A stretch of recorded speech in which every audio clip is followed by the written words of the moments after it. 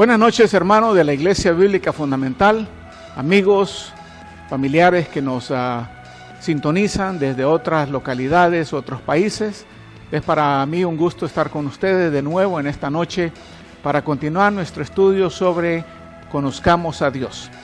La semana pasada habíamos hablado de que si Dios existe y habíamos llegado a la conclusión de que tiene que existir un Dios. Habíamos mencionado tres evidencias llamadas argumentos. Dijimos que el argumento cosmológico nos lleva a la idea de que tiene que haber un Dios, el argumento teleológico y el argumento moral. Y cuando ponemos esos tres juntos, pues obviamente llegamos a la conclusión, sí tiene que existir Dios. Pero la semana pasada parece que un concepto no quedó muy claro cuando hablamos de el argumento Kalam, la forma Kalam del argumento cosmológico, que dijimos que era una combinación de el principio que había propuesto Aristóteles de la imposibilidad de un regreso infinito de causas. La ley de causa y efecto es de lo que estamos hablando. Todo efecto tiene su causa, pero si nos vamos hacia atrás, tendríamos que llegar a un momento en que tiene que haber habido una causa suficiente o una causa primaria. En esta noche he preparado algo que nos va a aclarar esa pregunta que alguien hizo en la red, y para eso he preparado este video. Quiero que observes el título. El título dice: un regreso infinito de causas es imposible. Así que voy a ponerte este video, espero que lo disfrutes y después lo usamos para continuar con nuestra discusión. Ahí te va.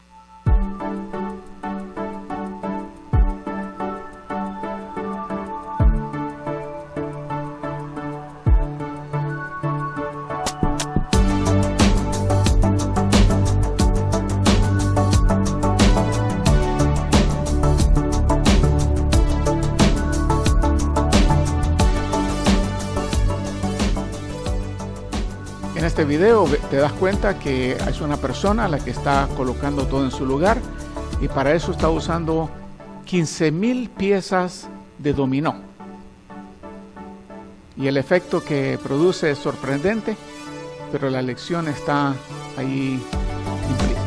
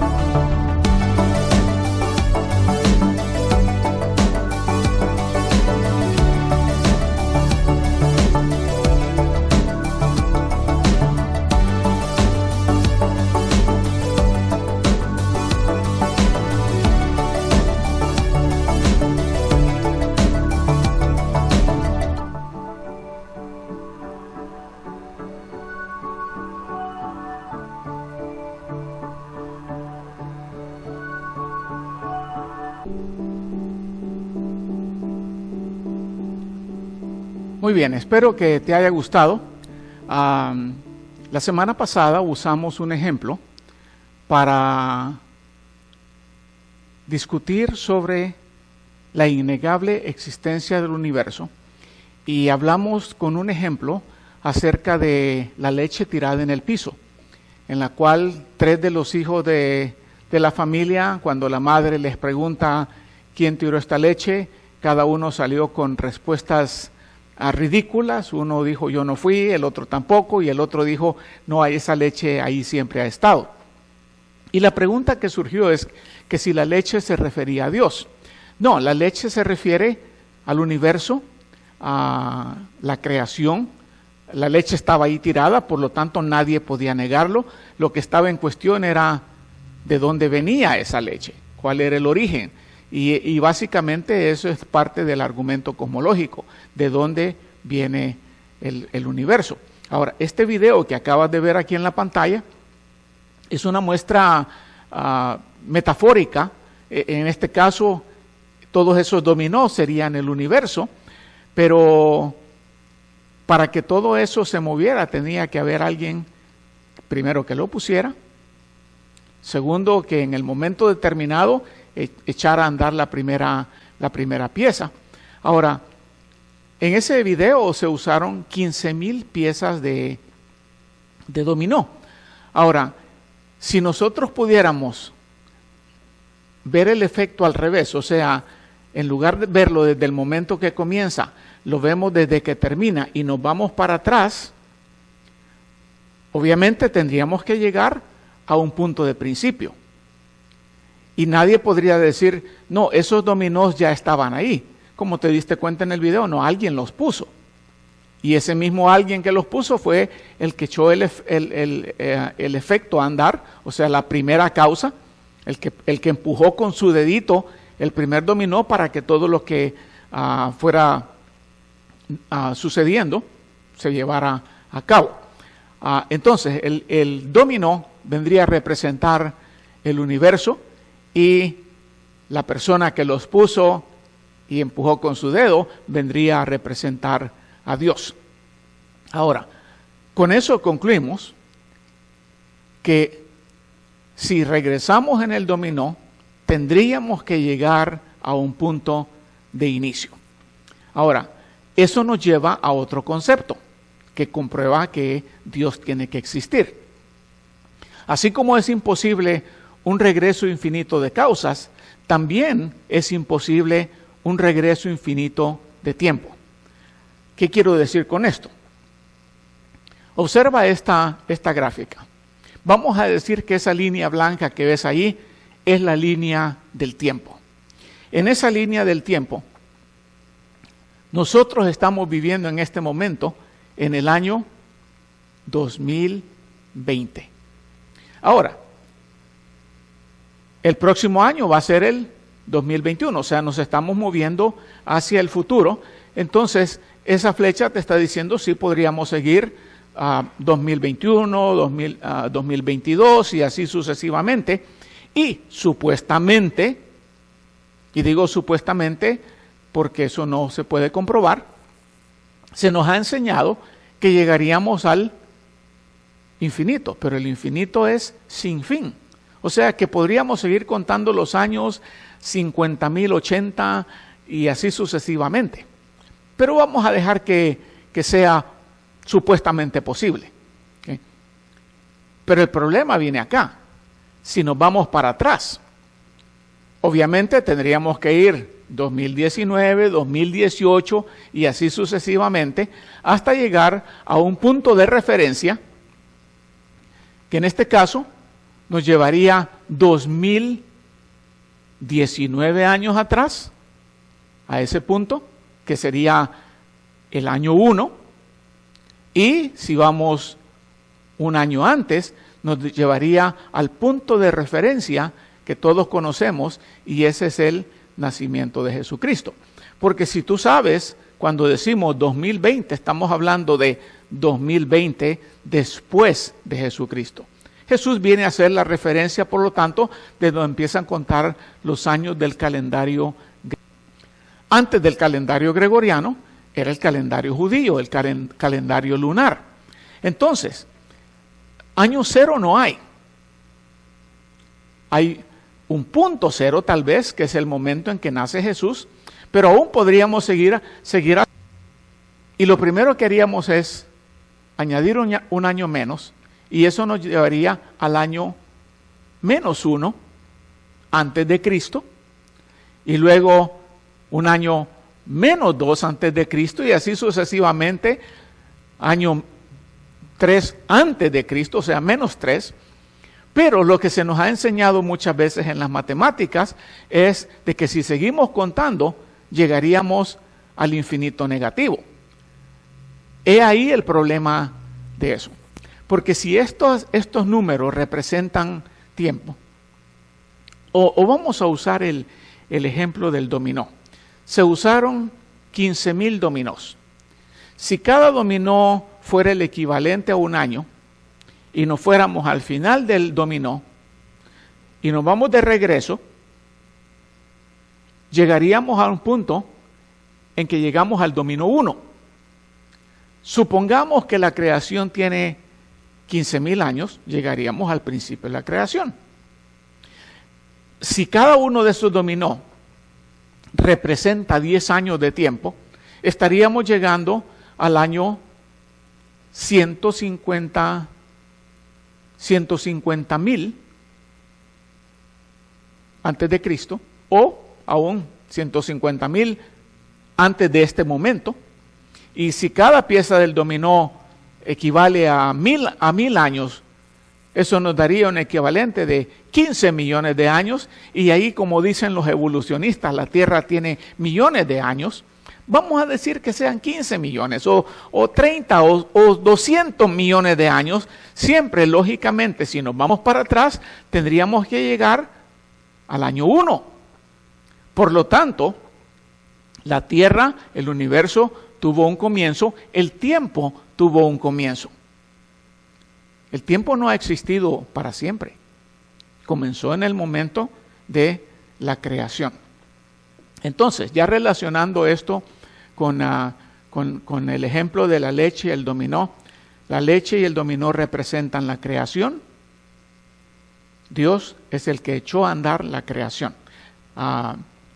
Acuérdate que todo lo que vemos es creado. Dios es el creador del universo. ¿Okay? Ahora, creo que con eso es suficiente para concluir. Sí, Dios tiene que existir. Pero eso nos lleva a otra pregunta, y esa es la que vamos a tratar principalmente esta noche. La pregunta es que si hay Dios, ¿quién es Dios? ¿Quién es Dios? Y a través de las edades la gente se ha hecho diferentes propuestas cuando se hace esa pregunta, ¿quién es Dios? Y quizás para algunos sea Buda, aquel señor gordito de la China. Los budistas, ese es su Dios. Quizás para otros sea Brahma, el Dios más importante en la región panteísta, conocida ahora como India. Y a propósito, India tiene varios dioses, Brahma es solamente uno. Para otros quizás sea Vishnu, para otros quizás sea Krishna, o para otros quizás sea el elefante, Ganesh. Entonces, cada quien tiene una idea de Dios. Los griegos tenían sus propias ideas, los indios también. Por ejemplo, los indios decían que uno de los dioses, porque eran politeístas, era Tlaloc en algunas regiones, Tonatiuh en otras, conocido como el dios de la lluvia. Para otros, en este tiempo principalmente, es Alá. Para otros, los griegos, era Zeus. Y entre ellos estaba Baco, principalmente entre los romanos, y quizás en este tiempo hay muchos seguidores de Baco, porque Baco era el dios del vino. Por eso hay gente que tiene sus bacanales, todavía adoran al dios del vino. Para otros quizás su dios es Caos, y tú no sabías, quizás ni te imaginabas, que Caos era uno de los dioses de los griegos. Supuestamente antes de la creación, decían ellos que caos existía. Ahora, nosotros sabemos lo que caos significa. Caos significa desorden. Está hecho un caos, decimos. Y hay mucha gente que pareciera que fueran adoradores de caos, porque toda su vida es un desorden, toda su casa es un desorden. Para otros, especialmente entre los indios, y entre los griegos también, quizás su dios sea Vulcán, o volcán en español, el dios del fuego, representado por el volcán que escupe lava, al cual los indios llevaban sus doncellas a ser sacrificadas para apaciguar a Vulcán. O, en otro caso, quizás el dios del cual estamos hablando sea Yahweh. Cuando sometemos todos estos nombres a los elementos fundamentales del concepto de Dios, nos damos cuenta que poco a poco van siendo eliminados. ¿Por qué? Bueno, una de las razones principales es que muchos de estos, o la mayoría de estos, son creación del hombre o creación de Dios. Dios es el creador, Dios no es criatura. Buda es un hombre, Ganesh es un elefante, Tlaloc es la forma de un indio, y así sucesivamente. Ninguno de ellos califica, solamente el que tenemos en el centro, que se llama Yahweh, Jehová, Jehová, Elohim, o como le quieras llamar. ¿Cómo sabemos eso? ¿Cómo respondemos entonces? ¿Cuál de todos esos es Dios? Bueno, la Biblia es clara en cuanto a eso.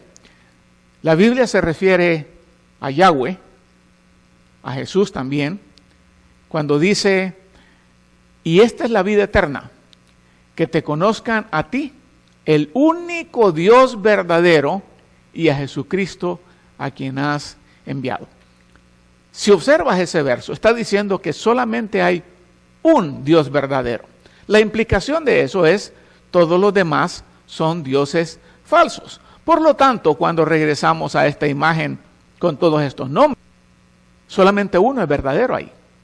Todos los demás tienen que ser falsos.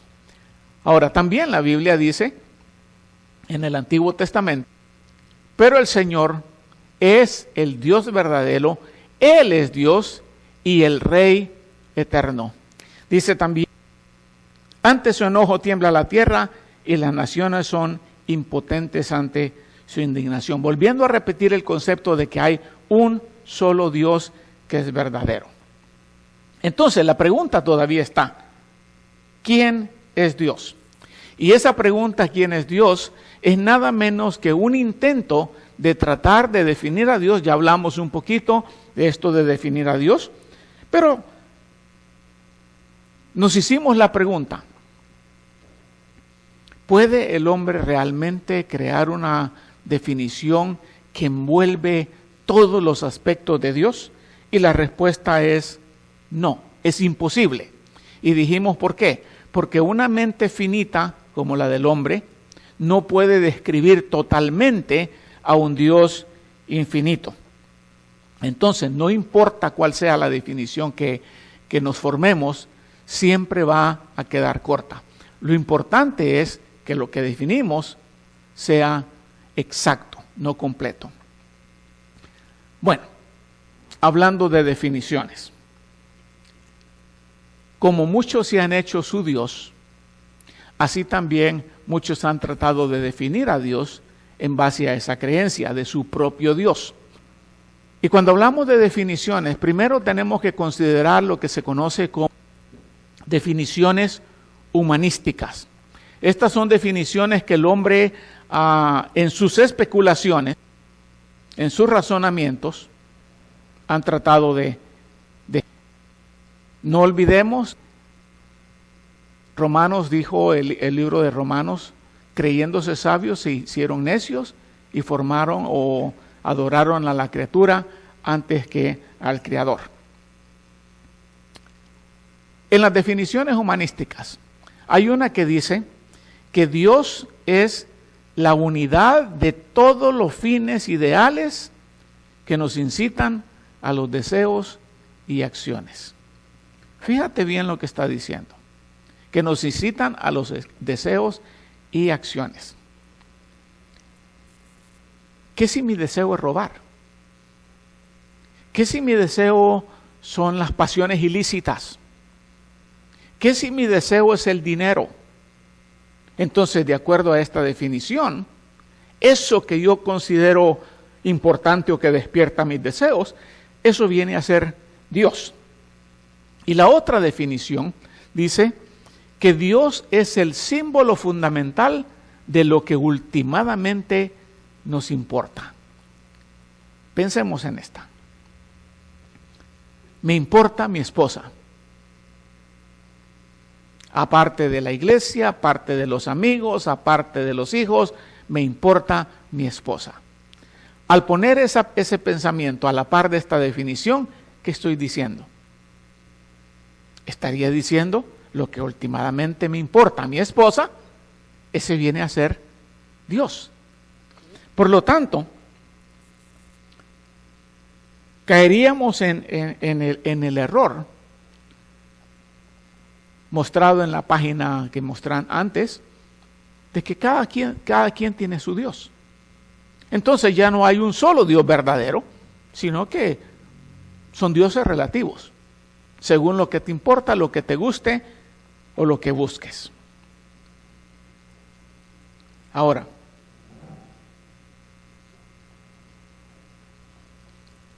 resumiendo estas definiciones, para este tipo de pensadores, Dios no existe, sino que cada hombre crea su propio Dios. Puede ser el dinero, la familia, el placer, el deporte, lo que te interesa, lo que te despierta deseo, ese viene a ser tu Dios. Tú hiciste tu Dios. Pero creo que eso no responde a la pregunta, ¿quién es Dios? Porque entonces diríamos, Dios es el placer, Dios es el deporte, Dios es la familia, y así sucesivamente. Por lo tanto, no podemos basarnos en estas definiciones débiles, incompletas e inexactas. Pero hay lo que conocemos como definiciones teológicas o definiciones bíblicas. En cuanto a las definiciones, cada una de ellas presenta a Dios como un ser personal, existente, objetivo, y cuando me refiero a objetivo no es de que lo podemos palpar, pero al ver las definiciones te aclararán lo que estoy tratando de decir. Una de ellas, y esta la vimos creo que hace unas 2 semanas, Dios es el infinito y perfecto Espíritu en quien todas las cosas tienen su origen, sostén y fin. ¿Recuerdas el dominó? La persona puso las piezas y fue la que le dio movimiento y fue la que le dio fin. En este caso, esta definición cabría en ese pensamiento: infinito, perfecto y espíritu, quien crea, sostiene y finaliza todas las cosas. Y la otra, no sé si la mencioné en nuestra sesión anterior, es la que dice que Dios es un espíritu personal y perfecto, que es infinito, eterno, inmutable o sin cambio en su ser y sin cambio en sus atributos. Esta le añade un poco más a la anterior. A las dos son correctas. Esta es un poquito más amplia, porque no solamente lo describe como espíritu, sino como espíritu personal. Y ahí le añade los atributos de infinidad, de eternidad, inmutabilidad y perfección. Entonces, las dos, como digo, son correctas, nunca completas, porque no podemos tener una definición completa de Dios, pero todavía sigue presente la pregunta, ¿quién es Dios? Esta definición nos está diciendo cómo es ese Dios, en cierto modo. Pero de todos los mencionados, Brahma, Buda, Vishnu, Ganesh, Alá y cualquiera de los que tomes, ¿cuál de todos esos es Dios? Bueno, para empezar a responder esa pregunta, tenemos que entender que Dios, siendo un espíritu personal, se revela al hombre de varias maneras. Y una de las maneras, ya vimos, fue la creación, pero otra, en la revelación específica o en la palabra, la escritura, Dios se revela al hombre por medio de sus nombres. En nuestra cultura tenemos personas llamadas Jesús. En la cultura angloamericana tenemos personas llamadas Christian, pero cuando vemos su conducta nos damos cuenta que están muy lejos de asemejarse a Jesús o de describir a un cristiano. Pero en la cultura judía, los nombres de una persona siempre describían el carácter de esa persona. Entonces, en el pensamiento hebreo, cuando vemos los nombres que Dios presenta, está describiendo su carácter. Uno de los nombres principales es Él, con su variación Elá, y con su plural Elohim. Es uno de los principales, que realmente significa el fuerte. Dios, en su capacidad o en su fortaleza, es nombrado como Él, Elá o Elohim. Por lo tanto, no nos extraña que cuando la Biblia nos da la narración de la creación, es este el nombre que aparece. Hágase la luz, y la luz fue hecha, y etcétera, etcétera. Es Él, Elá o. Normalmente es usado en el singular, que viene a ser el Elá, pero algunas veces es usado en ese plural, y ese plural, Elohim, no quiere decir que hayan varios dioses, sino que es un plural conocido en hebreo como el plural de majestad. Y ese es el término que normalmente se usa en el Antiguo Testamento para referirse a Dios. Ahora, esto es importante.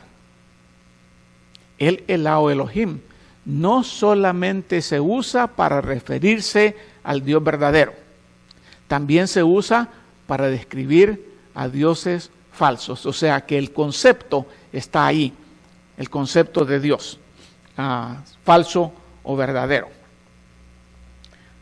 Pero el Elá o Elohim está enfatizando a Dios como el que tiene el poder creador, o sea, el creador, el soberano del universo.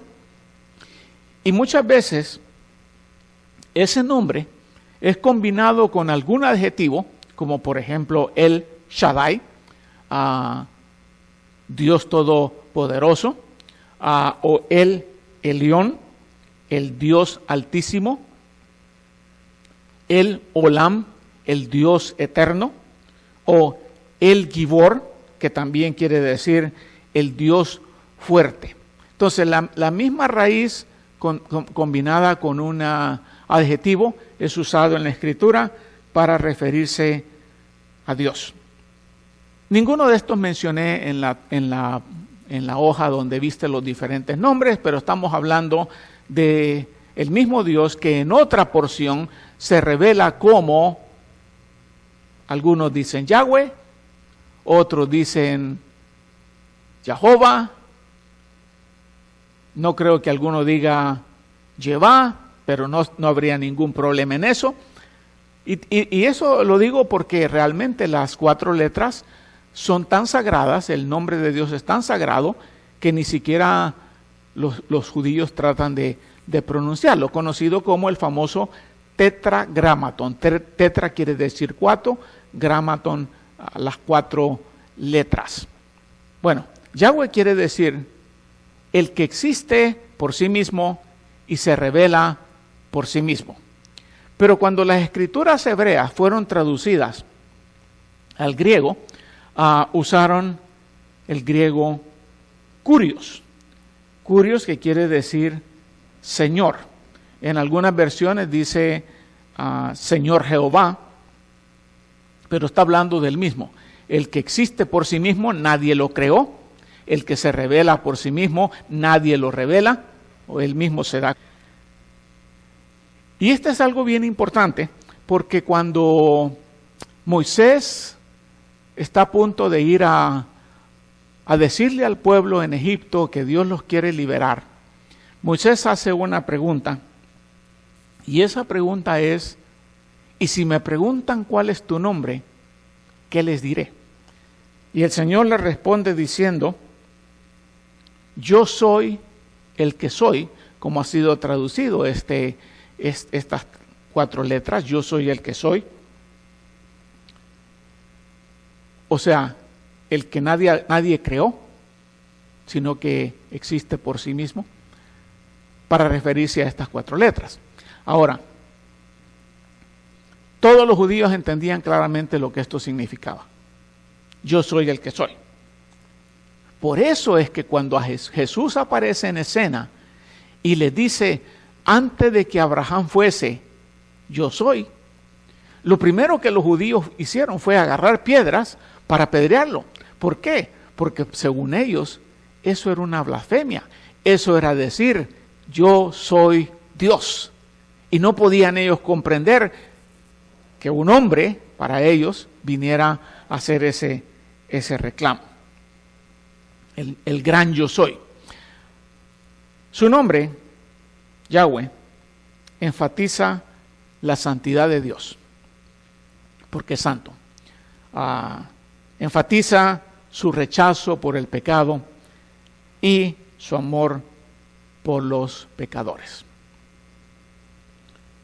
Muchas veces Yahweh aparece combinado con Elohim, con Adonai y con Shabaoth. Y eso nos lleva al otro nombre. Yahweh Elohim, Yahweh Adonai, Yahweh Shabaoth. Y el otro nombre por el cual se revela él es Adonai. Adonai también en la escritura en la escritura griega fue traducido como Kurios o Señor. Y literalmente eso es lo que significa, Señor o amo, el dueño de los esclavos. En el Nuevo Testamento encontramos una traducción de Adonai que es déspota. Y a nosotros los hispanos la palabra déspota nos suena bien pesada, pero el déspota es el soberano, es el mandamás, como decimos. ¿Por qué? Porque Adonai está enfatizando la autoridad que Dios tiene sobre todo lo que existe. Él es el creador, Él tiene la autoridad. Ese Adonai o Kurios es usado para describir la relación entre un amo y un esclavo. Él es el amo, Él es el Señor, Él es el soberano, Él es el déspota, aunque suene muy feo. Entonces, Dios se da a conocer a sí mismo por sus nombres, porque los nombres revelan el carácter de la persona. Dios también se da a conocer por su esencia, la sustancia, como podríamos decir, la esencia de Dios. Y una de las definiciones lo dijo, Dios es un espíritu. Dios es un espíritu. La Escritura dice claramente, Dios es espíritu, y si le queremos adorar, debemos adorarle en espíritu y en verdad. ¿Okay? Enfatizando la espiritualidad de Dios. Como espíritu, Dios es invisible. Tú nunca has visto un espíritu. A Moisés, el Señor le dijo, tú no puedes ver mi rostro, porque ningún hombre puede verme y vivir.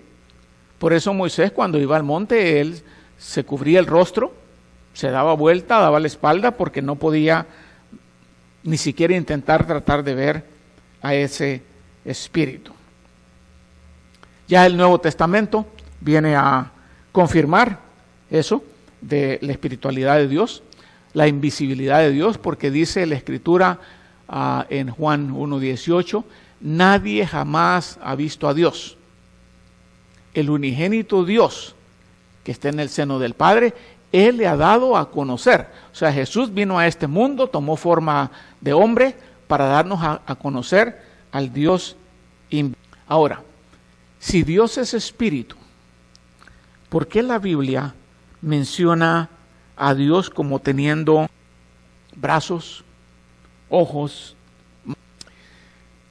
La única manera en que los escritores inspirados por Dios podían dar a entender al pueblo los atributos de Dios era usando cosas conocidas para el hombre. En este caso usaba lo que se conoce como expresiones antropomórficas. Antropos quiere decir hombre, morfos quiere decir forma. Entonces describían a Dios con cualidades o características como de hombre, diciendo los ojos del Señor están en todo lugar, el brazo del Señor es fuerte, te cubre como con sus plumas y cosas así, para hacer entender al hombre cómo Dios era. Entonces Dios es espíritu, esa es parte de su esencia. Dios es autoexistente y eso es parte del yo soy el que soy. ¿Recuerdas que Aristóteles habló en ese principio del regreso imposible de causas? Habló de la causa suficiente o la causa primaria. Quería decir la causa que no fue causada. La mano que creó todo esto. Y una de las preguntas que la gente normalmente se hace es, bueno, si Dios creó esto, entonces, ¿quién creó a Dios? Y esa filosóficamente hablando es una pregunta tonta, porque no la hemos pensado. Si Dios es el creador, entonces nadie lo puede haber creado, porque si alguien creó a Dios, entonces ese que lo creó sería Dios, y al que nosotros estaríamos llamando Dios no es Dios porque sería criatura. La diferencia entre el creador y la criatura. Dios es autoexistente. Yo soy el que soy. Así le dirás a los hijos de Israel, dijo el Señor. Yo soy el que soy, me ha mandado o me ha enviado a vosotros. Y luego dice el profeta Isaías, así dice el Señor, el Rey de Israel, su Redentor, el Señor de los ejércitos. Yo soy el primero y yo soy el último. Y fuera de mí no hay Dios. Yo soy el primero, es todo lo que existe es por causa mía. Yo soy el último, no va a haber otro más. Fuera de mí no hay Dios. Y eso vuelve a confirmar al único verdadero Dios. Todos los demás son falsos. Y a pesar de eso, el pueblo de Israel necio se hizo sus imágenes, sus aceras, sus astartes, sus astarot, sus baales. Se hicieron necios, hicieron de la criatura su Dios. Entonces, su autoexistencia significa que Dios existe por sí mismo y que Él es absolutamente independiente de otros o de cualquier cosa. Dios no depende del hombre, el hombre depende de Dios. Otra parte de su esencia. Él es espíritu, Él es autoexistente, Dios tiene personalidad. Como la definición dijo, Dios es un espíritu personal. ¿Qué distingue a una persona? Una persona es alguien que tiene 3 facultades esenciales de personalidad. ¿Cuáles son esas personalidades? Esas facultades. Primero, la capacidad de pensar, de razonar, el raciocinio. La Biblia dice que Dios tiene raciocinio. Grande es nuestro Señor y muy poderoso, y su entendimiento, su raciocinio es infinito. Dios puede pensar. Yo nunca he visto una mesa pensar. Yo nunca he visto un carro pensar. Son objetos. Yo nunca he visto un perro. La otra facultad de personalidad es la voluntad. La sensibilidad también, en este caso. La Biblia dice que no entristezcamos al Espíritu Santo con el cual fuimos sellados. En otras palabras, el Espíritu Santo, Dios, es sensible y puede entristecerse. Razonamiento, sensibilidad y voluntad. Porque esta es la voluntad de mi Padre, que todo aquel que vea al Hijo y cree en Él tenga vida eterna, y yo lo resucitaré en el día final. Esta es la voluntad de mi Padre. He ahí las tres facultades de personalidad: raciocinio, sensibilidad y voluntad. La capacidad de decidir, la capacidad de sentir y la capacidad de pensar.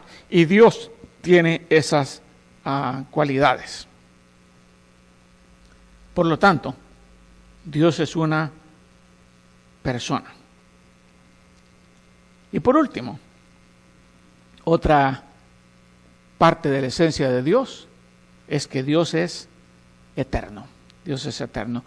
Un espíritu personal y eterno, decía la definición. Y la Escritura lo confirma, diciendo que antes de que este mundo existiera, antes de que los montes fueran engendrados, antes de que hubiera tierra y mundo,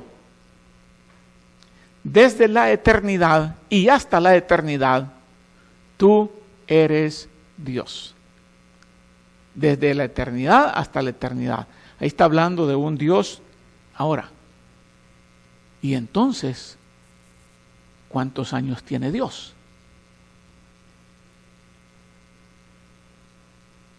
¿Qué podríamos responder a eso? Dios no tiene edad. Dios no depende del tiempo porque Él creó el tiempo.